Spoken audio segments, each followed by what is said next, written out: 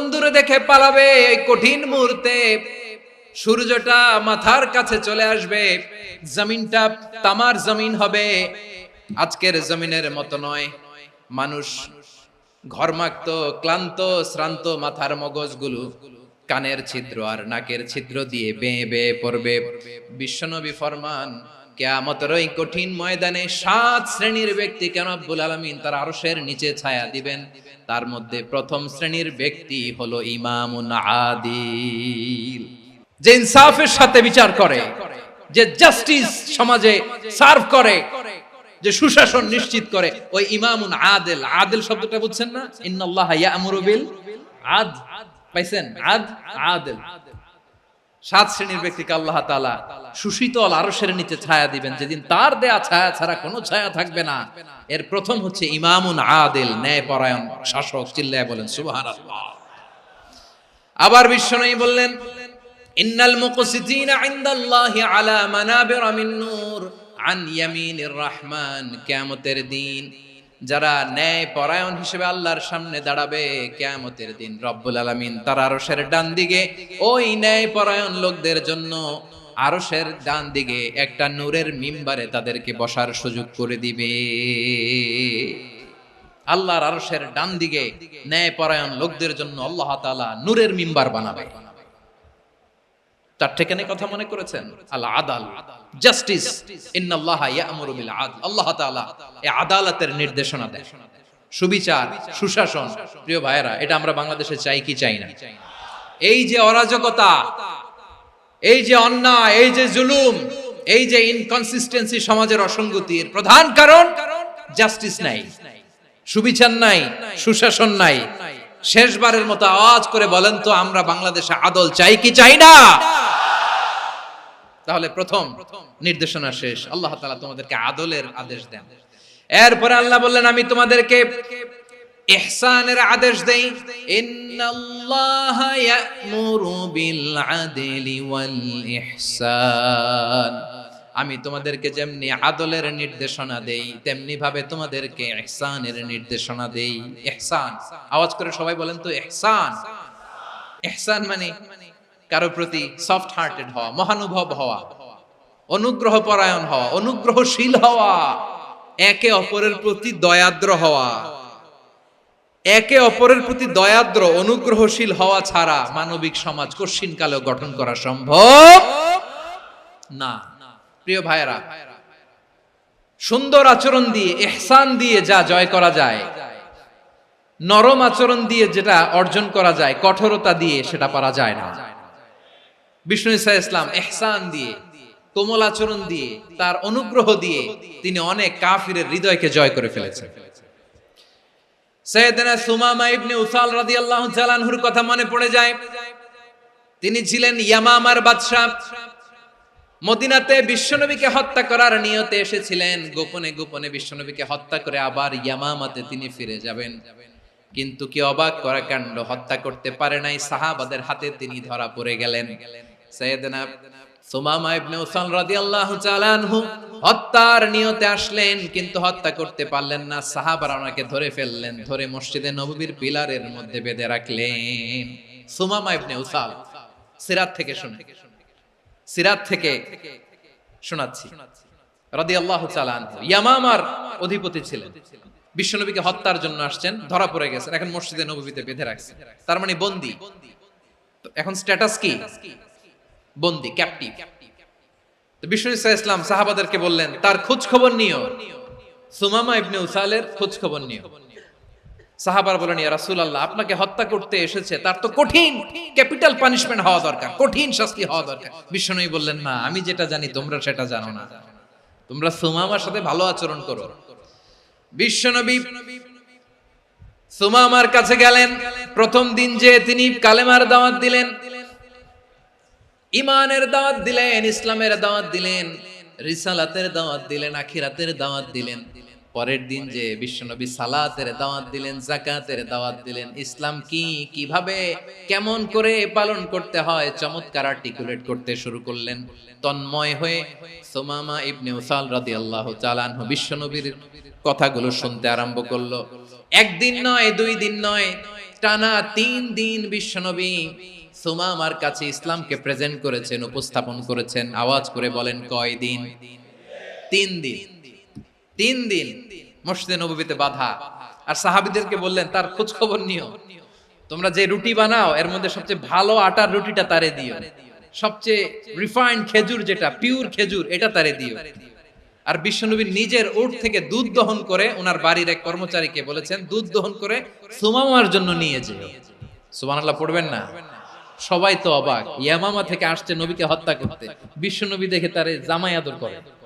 একদিন নয়, 2 দিন নয়, টানা 3 দিন বিশ্বনবী এভাবে সুমামার কাছে যে ইসলামকে প্রেজেন্ট করতে আরম্ভ করলেন, ইসলামকে উপস্থাপন করতে শুরু করলেন। আর তাকে চমৎকার এন্টারটেইনমেন্ট আপ্যায়ন দিতে আরম্ভ করলেন। টানা 3 দিন যখন ইসলামের দ্য বিউটিজ অফ ইসলাম, ইসলামের সুমহান বাণী সৌন্দর্য তার কাছে উপস্থাপন শেষ, তাকে আপ্যায়ন শেষ, বিশ্বনবী বললেন সাহাবাদেরকে যাও এবার সুমামার হাতের পায়ের রশি দুটো খুলে দাও। সাহাবারা তর্ক জুড়ে দিলেন, লা ইয়া রাসূলুল্লাহ, এমনটা করবেন না, তো ভয়ঙ্কর ভয়ঙ্কর খুনি, কি জানি কি হয়ে যায়। বিশ্বনবী বললেন না, তার হাতে পায়ের রশিগুলো খুলে দাও। সাহাবারা বিশ্বনবীর কথা মতো তার হাতে পায়ের রশিগুলো খুলে দিল। সুমামা মুহূর্তের মধ্যে মসজিদে নববী থেকে বের হয়, ইয়ামামায় ফিরে না যে মসজিদে নববীর পাশে একটা খেজুর বাগান ছিল সেখানে চলে গেলেন। সেখানে একটা ছোট্ট কুয়া ছিল, কুয়ার পানি দিয়ে তিনি গোসল করলেন। সুবহানাল্লাহ পড়েন। কুয়ার পানি দিয়ে গোসল করে মসজিদে নববীর সামনে এসে বিশ্বনবী এবং সাহাবাদের সামনে দাঁড়িয়ে সাব্বাবা উঁচু করে বললেন, আশহাদু আল্লা ইলাহা ইল্লাল্লাহ ওয়া আশহাদু আন্না মুহাম্মাদান আবদুহু ওয়া রাসূলুহু। আমি সাক্ষ্য দিচ্ছি আল্লাহ ছাড়া কোনো ইলাহ নাই, আর মুহাম্মদ আল্লাহ তাআলার প্রেরিত বান্দা এবং রাসূল। প্রিয় ভাইরা, ইহসান দিয়ে যা জয় করা যায়, কঠোরতা দিয়ে সেটা কঠিনকালেও জয় করা যায় না। আওয়াজ করে বলেন ঠিক কি না? এবার সুমামা দাঁড়িয়ে বলে, ওগো নবী, আমি তো কালিমা পড়ে মুসলমান হয়ে গেলাম, এবার শোনেন, এই মুহূর্তের আগে আপনার চেহারার চাইতে নিকৃষ্ট কোনো চেহারা আমার কাছে ছিল না, কিন্তু শাহাদা পাঠ করার পরে আপনার চেহারার চাইতে উত্তম শ্রেষ্ঠ কোনো চেহারা আমার কাছে আর নাই। ও নবী, আজকের দিনের আগে ইসলাম ধর্মের চেয়ে নিকৃষ্ট অপছন্দনীয় কোনো ধর্ম আমার কাছে ছিল না, কিন্তু এই মুহূর্ত থেকে ইসলামের চেয়ে সেরা শ্রেষ্ঠ পছন্দনীয় কোনো ধর্ম আমার কাছে নাই। নবী গো, আজকের দিনের আগে মদিনার চাইতে অপছন্দনীয় নিকৃষ্ট কোনো শহর আমার কাছে ছিল না, কিন্তু এই মুহূর্তের পর থেকে মদিনার চাইতে কোনো শ্রেষ্ঠ শহর আমার জানা নাই। সে ছিল গমের বড় ডিলার, গম বেচতো। কি বেচতো? তার গম কিনে মক্কার লোকেরা রুটি খাইতো। সে ঘোষণা দিল, আজকে থেকে মক্কাবাসীদের জন্য সব গম আমি হারাম করে দিলাম, মক্কাবাসী এখন না খেয়ে মরে। সুবহানাল্লাহ পড়বেন না?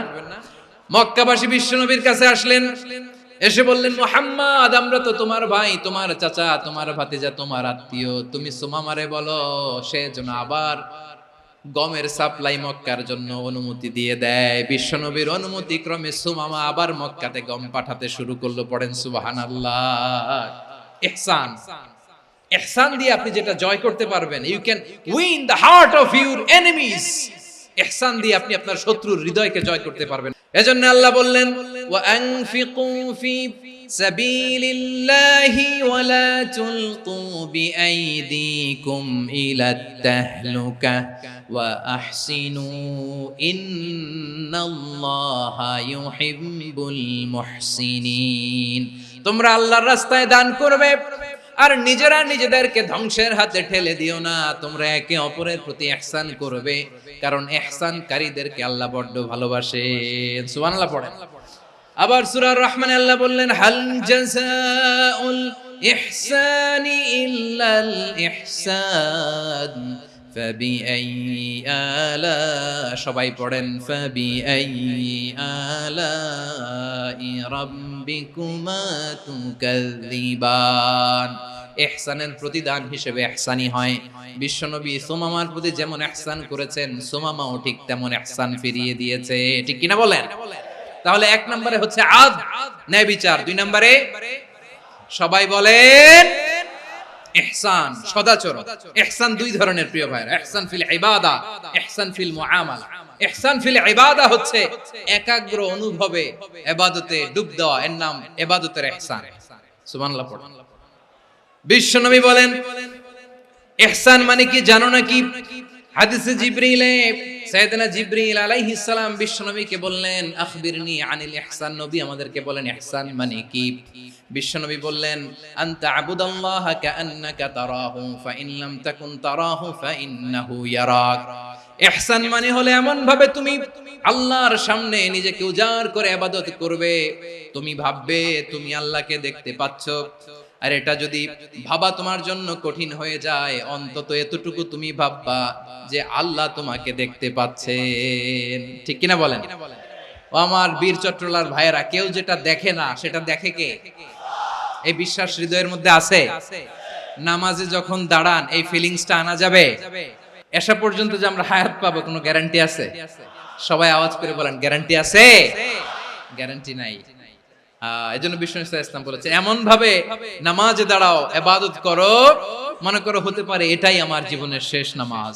Perform the salah as if this is your last and final prayer. এমন ভাবে সালাতে দাঁড়াও, ভাবো হতে পারে এটাই তোমার জীবনের শেষ নামাজ। এমন ভাবে নামাজে দাঁড়াও, ভাবো এটাই শেষ নামাজ। তাহলে নামাজে একাগ্রতা বাড়ায় দিবে কে? ফলে ইবাদতের ইহসান আমাদের অর্জিত হবে। আর মুআমালাতে ইহসান হলো, বিশ্বনবী বলেন ইন্নাল্লাহা তাবারাকা ওয়া তাআলা কাতাবাল ইহসানা আলা কুল্লি শাই ফাইদা কাতালতুম ফাআহসিনুল কিতলা ওয়া ইযা যাবাহতুম ফাআহসিনুয যাবহা ওয়ালিয়ুহিদ্দা আহাদুকুম শাফরাতাহু ওয়ালিয়ুরিহ যাবিহাতাহু। ইহসান দুই ধরনের, আওয়াজ করে বলতে হবে কয় ধরনের? একটা হচ্ছে ইহসান ফিল ইবাদা, ইবাদতে ইহসান। ইবাদতে ইহসান কি? একাগ্র অনুভব দিয়ে ইবাদত করা, মন প্রাণ দিয়ে ইবাদত করা। আর মুআমালাতে ইহসান কি? সব কাজে, দৈনন্দিন কাজে, কর্মে, সামাজিক অ্যাক্টিভিটিতে কোমলতা প্রদর্শন করা, অনুগ্রহের সাথে সবকিছু করা। আল্লাহ তাআলা ইন্নাল্লাহা তাবারাকা ওয়া তাআলা কাতাবাল ইহসানা আলা কুল্লি শাই, তিনি সবকিছুর ব্যাপারে ইহসানকে আবশ্যক করেছেন। সবকিছু, মুমিনের সব কাজে ইহসানের পরশ থাকবে। ওয়া ইযা কাতালতুম ফাহসিনুল কিতলা, বিষ্ণুই বলেন তুমি যখন কাউকে হত্যা করো ইহসানের সাথে করো। সুবহানাল্লাহ পড়বেন না? যখন হত্যা করো তখনও ইহসানের সাথে। আচ্ছা হত্যা করবো আবার ইহসান আসবে করতে করে, তো মেরেই ফেলবো আমি। আল্লাহ, ও ভাই একজন খুন করেছে, খুনি, রাষ্ট্রীয় আইনে তার শাস্তি হয়েছে ডেথ পেনাল্টি, মৃত্যুদণ্ড। এখন মৃত্যুদণ্ড দেখে আপনি যেমনি মন চায় তেমনি মারবেন লোকটারে? ওর নাক কেটে ফেলতে পারবেন? ওর কান কাটতে পারবেন? ওর চোখ উপড়ে ফেলতে পারবেন আপনি? যেমন মন চায় তার অঙ্গহানি করা যাবে না। ইহসানের সাথে তাকে হত্যা করো। সুবহানাল্লাহ, this is Islam, this is the true essence of Islam. ওয়া ইযা যাবাহতুম ফাহসিনু যাবহা, যখন জবাই করবে তখনও ইহসানের সাথে জবাই করো। করব জবাই, ওইখানেও নাকি ইহসান। আচ্ছা কুরবানির দিন আমরা পশুগুলোরে কি করি বলেন সবাই আওয়াজ করে? জবাই। জবাই মানে তো এটারে মেরেই ফেলতেছি, একটু পরে তো টুকরো টুকরো করে গোশতগুলো খাবো, এটারে তো খাবো, এটারে তো মেরেই ফেলবে। বিষ্ণু বলে না, জবাইয়ের মধ্যেও মুমিনের জবের ভেতরেও ইহসানের পরশ থাকা চাই।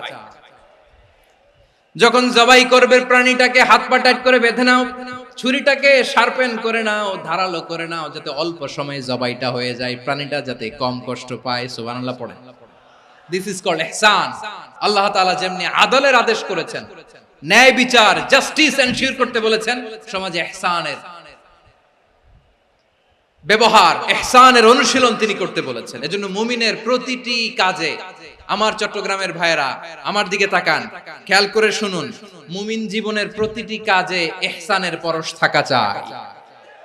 আমরা যেন আমাদের পরিবারের প্রতি ইহসান করি, আমরা যেন আমাদের কর্মচারীদের প্রতি ইহসান করি, আমরা যেন আমাদের কলিগদের প্রতি ইহসান করি, আমরা যেন আমাদের ভাইদের প্রতি ইহসান করি। মুমিন জীবনের প্রতি কাজে ইহসানের পরশ থাকার দরকার আছে না নাই? কথা বুঝতে পেরেছেন? তাহলে আল্লাহ তাআলার তিনটা আদেশ ছিল, কয়টা গেল? প্রথমে কি ছিল? আদল। দুই নম্বরে, তিন নম্বরে রব্বুল আলামিন বললেন ওয়া ইতাইযিল কুরবা, নিকটাত্মীয়দেরকে দান করো। নিকট আত্মীয়দেরকে দাও, যারা তোমাদের ব্লাড কানেকশনের আত্মীয় তাদেরকে তোমরা দাও। এখানে জেনারেলি বললেন দাও, কি দিব সেটা তিনি এখানে বলেন নাই। সেটা তিনি সূরাতুল ইসরার মধ্যে বলেছেন। আল্লাহ বলেন ওয়া আতিযাল কুরবা হাক্কাহ, নিকট আত্মীয়দেরকে তাদের অধিকার, তাদের প্রাপ্য তোমরা বুঝিয়ে দাও।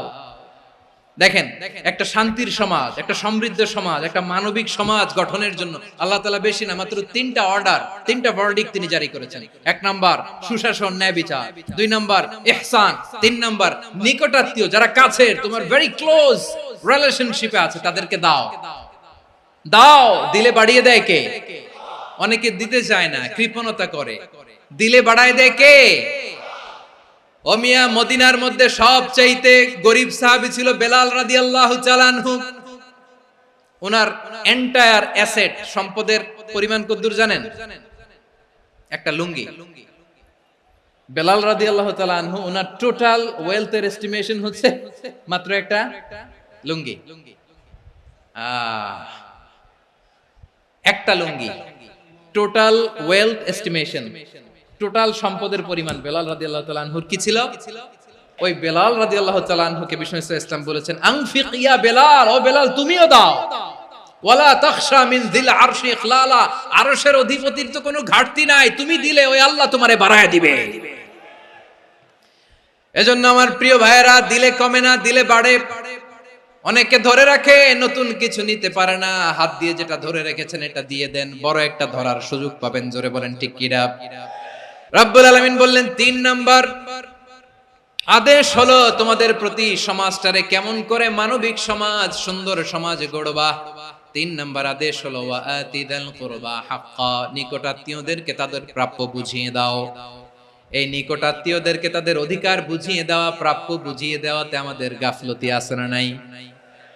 অনেকে দেখবেন অনেক আল্লাহওয়ালা, তাহাজ্জুদ গুজার, সেজদা দিতে দিতে কপালে কালো দাগ ফেলে দিছে, সে তার বোনের হকটা আদায় করে নাই। আছে না নাই? অনেক বড় হাজী সাহেব, বিশাল লম্বা দাড়ি, ছেলেরে সব দিয়ে দিছে, মেয়েরে কিছু দেয় নাই, মেয়ের হক আদায় করে নাই। আছে না নাই? এই হাজী সাহেবেরা, এই আল্লাহওয়ালারা কিয়ামতের ময়দানে আটকে যাবে। আপনি অন্যের অধিকার নষ্ট করেছেন, তাদের রাইটস কে ভায়োলেট করেছেন। এজন্য আল্লাহ তাআলা বলেন, কারো অধিকার যদি কেউ নষ্ট করে, ওই সমাজটা মানবিক সমাজ কঠিনকালেও হতে পারে না। এজন্য ৩ নম্বর আল্লাহ বললেন ওয়া ইতা ইদিল কুরবা, নিকটাত্মীয়দেরকে দাও। কি দিবা? তাদের অধিকার দিয়ে দাও। বোনের অধিকার বুঝিয়ে দাও, মেয়ের অধিকার বুঝিয়ে দাও, ফুফুর অধিকার বুঝিয়ে দাও। দেখবেন অনেক মায়েরা ছেলের পাতে মুরগির রান দেয়, মেয়ের পাতে দেয় মুরগির ঠ্যাং। তো মেয়ের কি মুরগির রান খেতে মনে চায় না? মনে চায় না? এমনটা করা যাবে না। নিকটাত্মীয়দেরকে অধিকার দিয়ে দাও, নিকটাত্মীয়ের সাথে সুসম্পর্ক রাখো। আদেশটা কার? এজন্য প্রিয় ভাইয়েরা, জীবনে যদি বারাকা অর্জন করতে চান, নিকটাত্মীয়দের সাথে সুসম্পর্ক রাখতে হবে, তাদের জন্য উপহার পাঠাতে হবে। বিশ্বনবী বলেন লা ইয়াদখুলুল জান্নাতা কাতে, যে ব্যক্তি আত্মীয়তার সম্পর্ককে ছিন্ন করে দেয়, সে কশিনকালেও আল্লাহর জান্নাতে ঢুকবে না। আপনি কি এটারে সহজ হাদিস মনে করছেন? এটা সহজ কথা? আপনি ভাবছেন আপনার নামাজ আপনারে বাঁচাতে পারবে, আপনার রোজা বাঁচাতে পারবে, আপনার তাহাজ্জুদ আপনারে বাঁচাতে পারবে? অধিকার নষ্ট করলে কিছুই আপনারে বাঁচাতে পারবে না। এজন্য নিকট আত্মীয়দেরকে দিতে হবে বেশি বেশি। বিশ্বনবী বলেন ইন্না সাদাকাতা আলাল মিসকিনি সাদাকা ওয়া আলা যির রাহিমি ইসনাতান সাদাকাতুন ওয়া সিলা। মিসকিন রে দান করলে শুধু দানের সওয়াব হয়, নিকট আত্মীয়কে দান করলে দুইটার সওয়াব হয়, সাদাকার সওয়াব হয়, আবার আত্মীয়তার বন্ধন অটুট রাখার সওয়াব হয়ে যায়। আবার বিশ্বনবী বললেন মান সাররাহু আইয়ুবসাত লাহু ফি রিজকিহি ওয়া ইনসালাহু ফি আসারিহি ফালইয়াসিল রাহিমা। যে ব্যক্তি তার রিজিকের প্রশস্ততা চায় আর হায়াতে বরকত চায়, সে যেন তার আত্মীয়ের সাথে সুসম্পর্ক রাখে। আমার প্রিয় চট্টলার ভাইয়েরা, আমাদের রিজিক বাড়ুক, এটা আমরা চাই কি চাই না? সবাই চান? হ্যাঁ, আমাদের রিজিকে প্রশস্ততা আসুক, চাই কি চাই না? আমাদের হায়াতে বরকত আসুক, আমরা চাই কি চাই না? এই দুইটা যদি চান, তাহলে নিকটাত্মীয়দের সাথে সুসম্পর্ক রাখবেন। পারবেন? তাহলে সমাজটারে মানবিক সমাজ বানায় দিবে কে? 3টা আদেশ চলে গেল। 1 নম্বরে কি ছিল?